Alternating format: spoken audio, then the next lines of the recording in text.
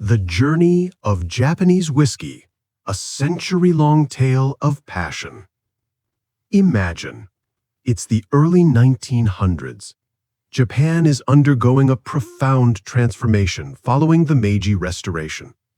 To keep up with the industrial might of the West, radical changes are taking place across all sectors, from education to production, from science to the arts. This transformation affects not only Japan's economy, but also its cultural and gastronomic identity. At this very time, a young man born in Hiroshima, named Masataka Taketsuru, is preparing to leave behind his family's centuries-old tradition of sake brewing. His eyes are set far westward. He is in pursuit of whiskey, more than just a drink. In 1918, Masataka is sent to Scotland by the Setsu Shuzo Company in Osaka. The company's goal is to learn the emerging whiskey technologies of the West and initiate its production in Japan. Masataka first studies chemistry at the University of Glasgow. Then he apprentices at various Scottish distilleries, Longmorn, Bonus, and Hazelburn, learning every detail from mashing the malt to capturing the first drops from the stills. But this scientific journey unexpectedly turns into a romantic tale. He meets Jessie Roberta Cowan, nicknamed Rita. Rita is impressed by Taketsuru's determination and passion. The two fall in love. Despite strong objections from their families, they marry in 1920 and return to Japan together.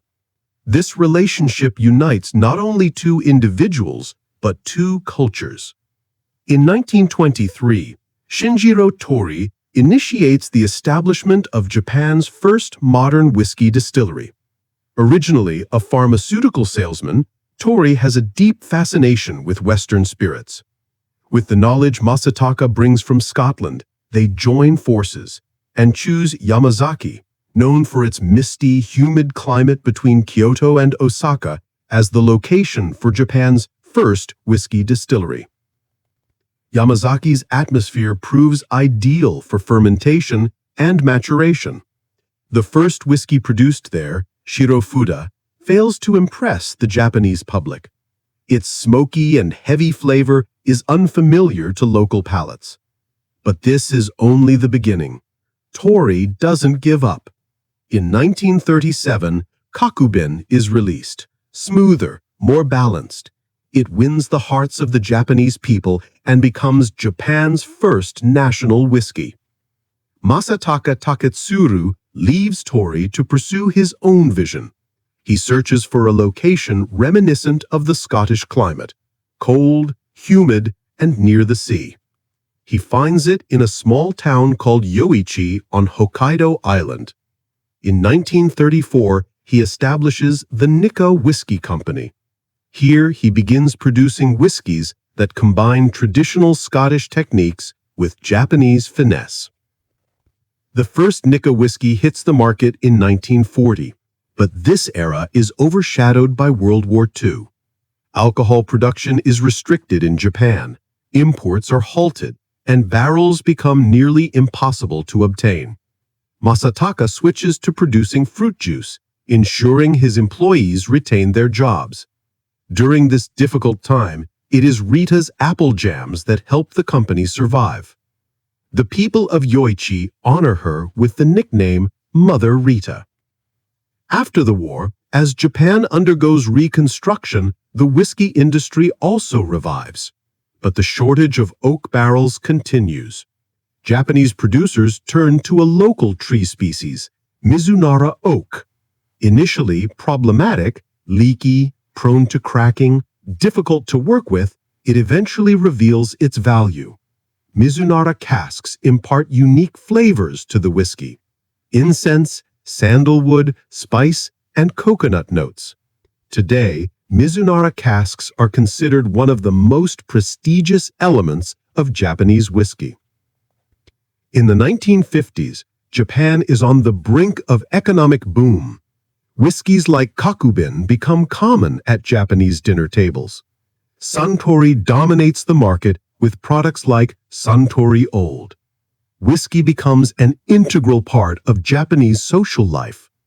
In 1969, Nikka opens its second distillery, Miyagi-Kyo.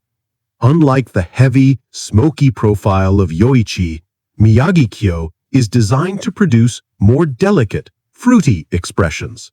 Japanese whiskey begins to diversify. Around the same time, new distilleries like Chita and Fujigotemba emerge. But by the late 1980s, the collapse of Japan's economic bubble hits the whiskey industry hard. Consumption plummets. Distilleries like Karuizawa and Mars Shinshu cease production. Some facilities shut down entirely. Barrels are left to gather dust.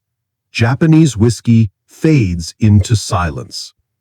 The silence is broken in 2001 when Nikka's Yoichi 10 expression is named World's Best Whiskey by Whiskey Magazine. The award stuns not just Japan, but the global whiskey community. More accolades follow: Taketsuru 17, Hibiki 30, Yamazaki 18, proving that Japan isn't just a powerhouse in electronics and automobiles, but also in whiskey craftsmanship.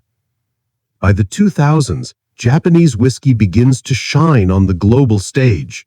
Bars across Europe, America, and Asia start serving it. In 2014, Jim Murray's Whiskey Bible names Yamazaki Sherry Cask 2013 the best whiskey in the world, triggering a global demand surge. Demand for aged whiskeys skyrockets. Stocks deplete rapidly. Expressions like Yamazaki 12, Hibiki 17, and Taketsuru 21 vanish from shelves. These whiskeys fetch hundreds of thousands of dollars at auctions. Some bottles from Karuizawa sell for over $1 million. This meteoric rise brings new challenges. Producers pivot to NAS whiskeys due to low stock. The move garners both criticism and praise. While some argue that age ensures quality, Japanese masters prove excellence with younger whiskeys. NAS expressions like Hibiki Harmony, Nikka from the Barrel, and Miyagi-Kyo Single Malt win widespread accolation. The whiskey revival sparks the birth of new distilleries. These producers not only offer alternatives to big brands, but also inject unique interpretations. Chichibu, founded in 2008 by Ichiro Okuto, whose grandfather ran the now-closed Hanyu distillery. Ichiro salvaged 400 barrels from Hanyu and created the legendary Ichiro's Malt Card series. With local malt, custom yeast, and small batch releases, Chichibu rapidly gains global recognition.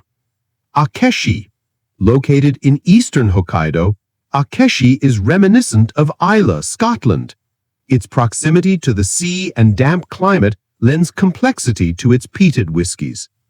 Kanosuke, based in Kagoshima, southern Japan, Kanosuke uses old shochu casks to craft tropical, fruity whiskies with a distinct character. Mars Shinshu, originally founded in 1985, this distillery reopened in 2011. Situated at an altitude of 800 meters, the cold climate contributes to unique maturation effects. Mars offers both traditional and experimental whiskeys. Japanese whiskey is not just about production, it's a form of art in presentation. Bars in Tokyo, Kyoto, and Osaka operate like ceremonial spaces. Bartenders sculpt ice spheres by hand, add water drop by drop, and match glassware to the whiskey's aroma. Each dram is served with reverence. Another Japanese innovation is the highball culture. Light whiskey diluted with soda gains huge popularity in summer. Suntory's Kakubin becomes the cornerstone of this trend, making whiskey appealing to younger audiences. Today, izakayas serve highballs even from automated machines. In Japan, whiskey transcends celebration. It becomes a tool of diplomacy. Heads of